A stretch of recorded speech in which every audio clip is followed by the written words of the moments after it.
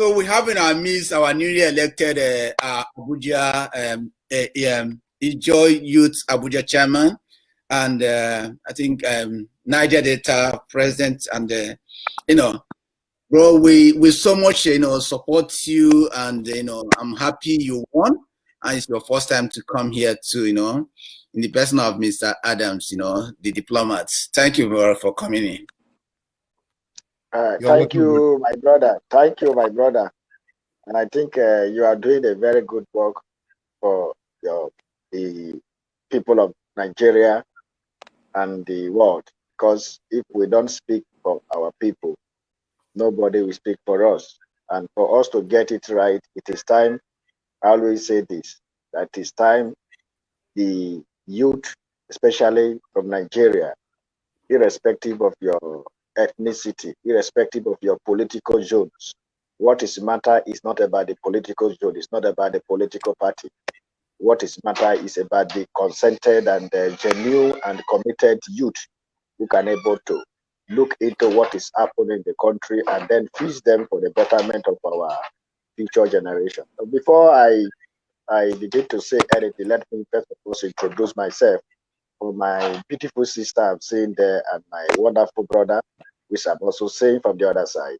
So my name is Comrade Adam Ogomugomabo, and aka the voice of the voiceless. I am the national president of the Progressive Youth Leadership Foundation of Niger Delta, and at the same time the newly elected chairman of the Ijaw Youth Council IYC Northern Nigeria. So nice to meet you people. I think this is the time we need to brainstorm. This is the time we need to talk as a people. This is the time we need to begin to speak so that we can be able to get it right. Because we cannot get it right by complaining in our individual homes. But when we begin to see ourselves, let us see ourselves as a problem solver.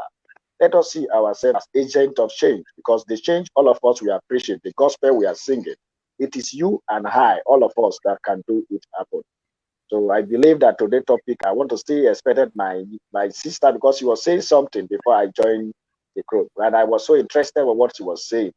But then I was trying to put because today I was not in my office because I don't want to mix this program today. That is why I came online to join the program, because I know what we are discussing here. We are discussing about the unity and at the same time the living standard of people. Like what she was saying earlier, that why is it that government officials always come on board and at the same time talking about the same thing? If you look at it truly, what she said, I will totally support our motion, because you look very well now, for instance, River State, where all the governors that were coming, what they will promise our people, they say good road, electricity, this and that. You go to Delta State, the same promise. When you go to Abia State, the same promise. You go to River State and others 36 states. All what is there is that they always see our people, like the masses, the ordinary people. I call it ordinary people. Like people like us, we are ordinary people, because we are not heading any government offices. We are ordinary people, and we do selfless service to our people. Like everybody we are seeing here, we are ordinary because we speak for our people. Because if we don't speak for our people, the people in the government house, they see themselves, they are living in their comfortable zone, where they always know that all what they need in life is available for them. But knowing or know to them that people supported them to be in that office. So I believe that giving our people, promising our people about good road, electricity, at the end of the year, at the end of their 8 years, you will realize that those promises, they cannot even fulfill one. How will you expect a governor? The one governor will spend 8 years. That 8 years, the governor will be doing the same road. And that road will be given to a very rotty company, a consultant firm that cannot even complete that road. They will do half job. The next other government will come the same road. Are we continuing to be doing road and road and road and road? And even the road we are talking about, very tiny and very narrow road, not a dualized road. So for that, you can realize that these people are always telling us road. The road that they tell me about. For instance, look at Lagos. Let me use Lagos as an example. Before Lagos become a federal capital territory at that time, Lagos, some of the road today still existing in Lagos are almost 30 years. Some are now almost 20-something years. The road are still existing because it was being constructed by Julius Berger. And Julius Berger do the work very perfectly. And there was a guarantee given to them at that time that this road is going to spend 20 years. And at the end of the day, the road will spend 20 years. If the road said they were going to spend 30 years, the road is going to spend 30 years. But nowadays now, every governor will come, we go and bring one consultant firm that come and construct this road. At the end of the day, they go to CAC and register their company. After registering their company, the company will now come and do half-break job that if you see a tie road, they will just do a tie road. The next day, 2 vehicles pass that road, you can't write anything for them about. So we look at all of those things. That I see something that all of it, like what my sister Esther is saying. I'm trying to also buttress my fact to support her opinion that what he's saying is true. Why would they be every time talking about electricity? Till today, we don't see electricity. How many money have been budgeting for electricity every year? Money have been budgeting for road every year. At the end of the day, these things, we can't see anyone. None of them is existing. Then you ask yourself a question. Okay. The governor who will spend 8 years in office, we spend just 8 years in office. Yeah. Okay, thank you, bro. So, Ambassador Jeff, you were also talking about something, Ambassador Jeff. We get back to you. Like, I'm just trying to give people like highest 3-4 minutes, okay? So, Ambassador Jeff, yeah. So, you say you want to respond to what Esther said before. You see, because Esther said that every time the government comes, they're always talking about creating roads and making roads. That is the only promises they know how to do. Nigeria have one issue. That issue lies in the southern part of Nigeria, or east or west, the way that is down below. I know how to bow down to the northerners because they want to use the northerners to take the money out of the country. Fashola, who is now investigating Eleki shooting, he left his position as a minister for works and industry. He's supposed to be the one fixing the road. They put that man there to siphon the money. He's been there for how many years? In Nigerian politics, that man would have made kind of billions. Road, he uses to sing every day. You know what he said the last time they questioned him? He said, the Judas Berger you guys are referring to now, that make those good roads. He said that time Nigeria was making money out of oil. Now there's no oil. That's why when they are making road, it takes years to complete. Do you believe that? Must we live in oil? We have marble, we have columbine, we have gold, we have diamond, we have agriculture. Only chocolate in Nigeria, Ondo, Edo, Ogun, Oyo, can feed the whole of Africa. We don't need oil to build Nigeria. The oil they are talking about, they only taking the one from South Edo and Delta. That's the oil they are talking about. But Adamawa has gold. They said he can mine it for themselves. Edo State alone have 236 oil wells, 286 oil wells. We don't have road, we don't have power, we don't have electricity. Everything we have in Edo is courtesan. That is the biggest factory in Edo State, courtesan. So when we talk about how to fix Nigeria, how to fix all these things, first of all, we need to, by 2023, every Nigerian need to rise up. We need to wipe all of them out. We need to vote all of them, complete, right from Buhari to the last councillor. Nigeria have 777 councillors and chairman, local government councils. We need to vote all of them out. PDP and APC should be a forgotten political party completely, because those two political parties, they don't mean well for Nigeria, because they are owned by the same old people that have ruled Nigeria from independence. You think those people is coming to help you? No, they're not coming.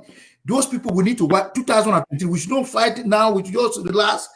On that day, if we have to use the same hooligans they are using against us, we have to use it against them. On that time, we need to find a way to use them against the old people. How can you call your father, call a man your father? He will give you a cutlass and a gun to go and fight. He will sit down at home. Mm. And when he sit down in that position, he'll become a hooligan. You know, and then he send his children to Texas. If you go to Texas, Nigerian houses owned by all the 36 state governors have houses in Texas. All of them, right from independence. The Nigerian governor houses in Texas calculated since independence to this present day. All of them. Russians maybe have estates. This was a criminal, born criminal. If you go to Benin Republic, they have estates. Russians have a lot of estates in Benin Republic. Nobody is occupying those houses. Nobody is inside. The house is just empty. So, but if you still got 1 minute, yeah, okay. Mm. So this is what I'm trying to say here. Fashola need to account for what he's spending Nigerian money on. If he's building road in his backyard, he need to start telling us. Jonathan, who's supposed to be a good person for us, all he did was to take the southern west to be building road in the north. Only thing one left thing he left for him was almost converting himself to become a Muslim. Because when Nigerian people are going to steal Nigerian money, they convert to become a Muslim. Mm. Yeah, that's and true. Then they start going to Mecca. That is when you know these people want to steal money. Muslim wasn't in Nigeria that much before. Anyway, Jeff, thank you very much. Yes. Sister, do you think that as 2000, all we are doing now, the election from next year, election bell will start ringing. Do you think that we youths, the youths have, something to play? Most of you that are going leadership, me, Lord, I'm just like banga everywhere, You guys, like, do you think that we have very important role to play and how we as the Nigerians have to, conduct ourselves? What do you think, Lisa?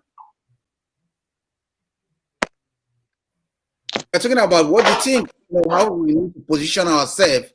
2023 is coming, and next year election start. What role do we have to play? How do we have to live up to this?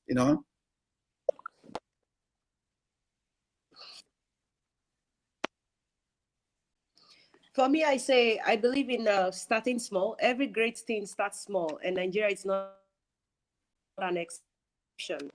We can, like, from the build people. When we plan, we build people, and then these people will build businesses.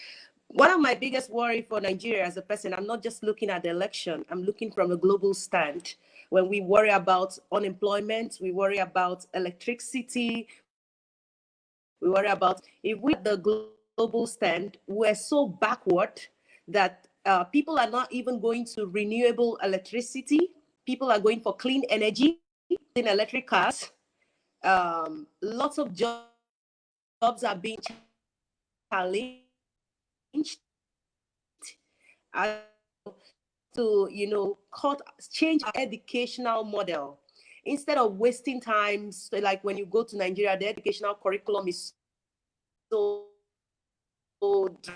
dramatic going on.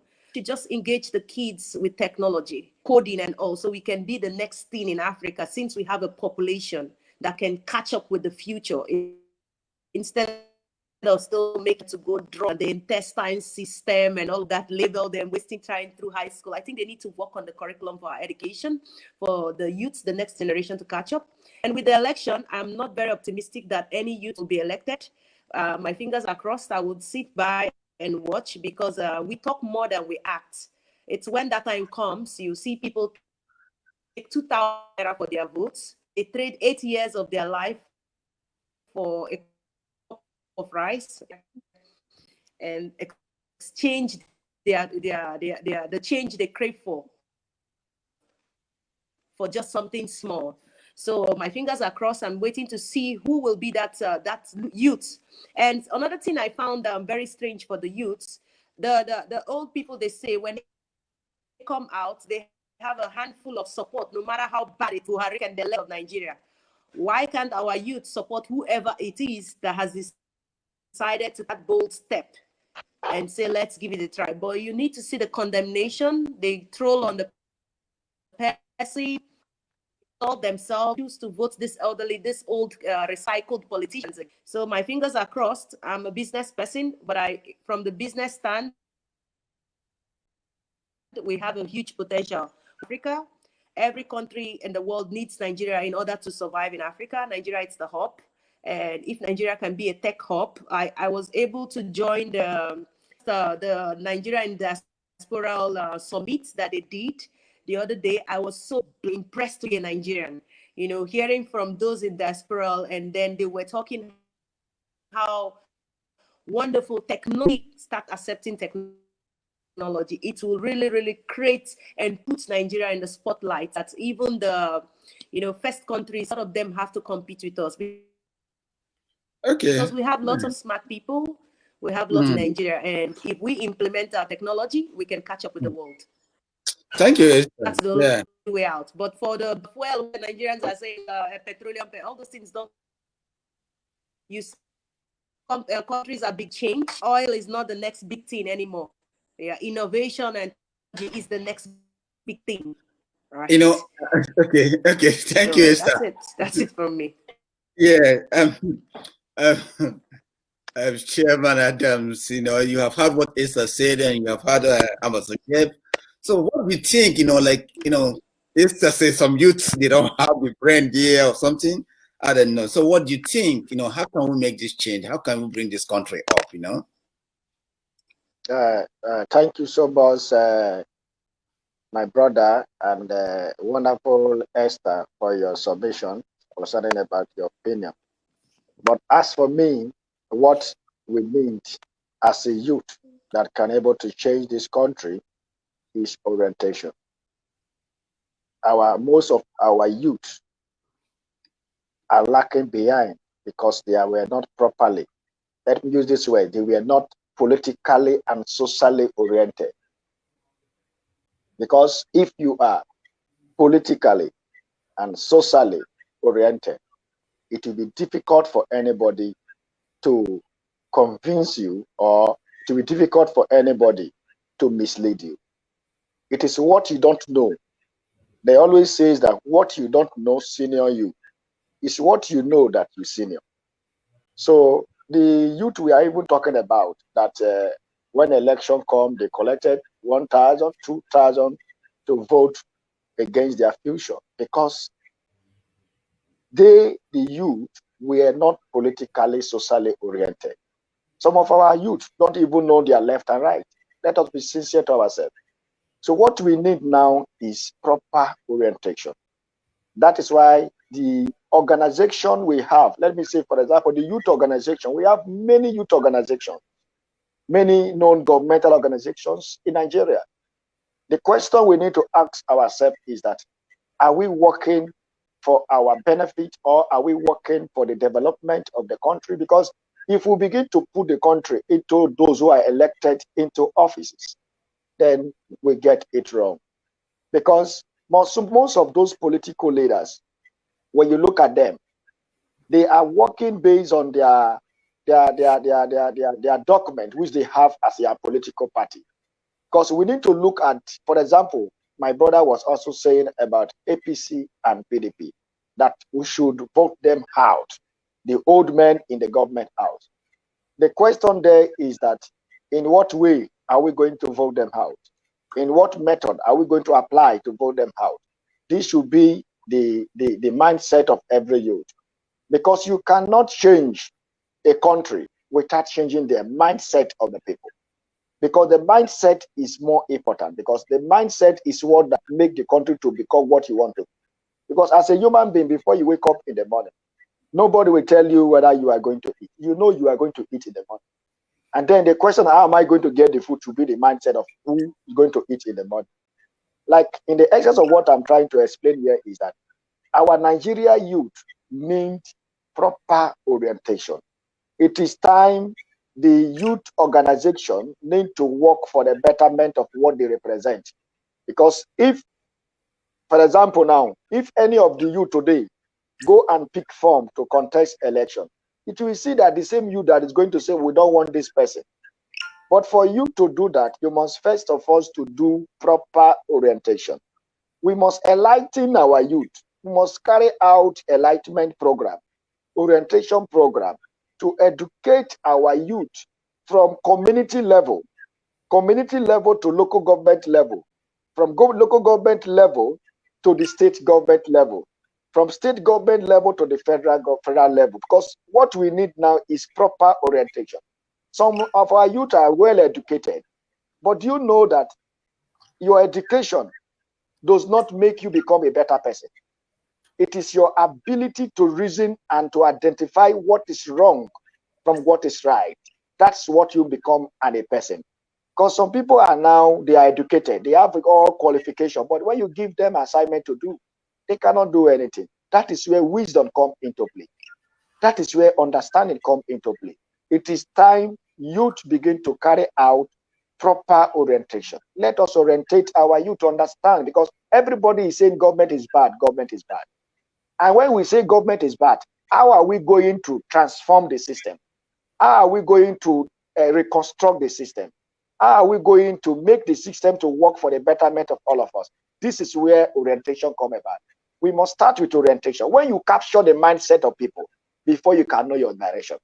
If we don't do orientation to orientate our people, tomorrow, the same people, when you give them 2,000 naira, they can even take 1,000 naira to work against you. For instance, like if you look what Nigeria is facing today, most time I said, political party is not our problem. Let us be sincere. The political party in this country is not our problem. The actors that is involved in that political parties that are the problems, because it is the mindset of the people.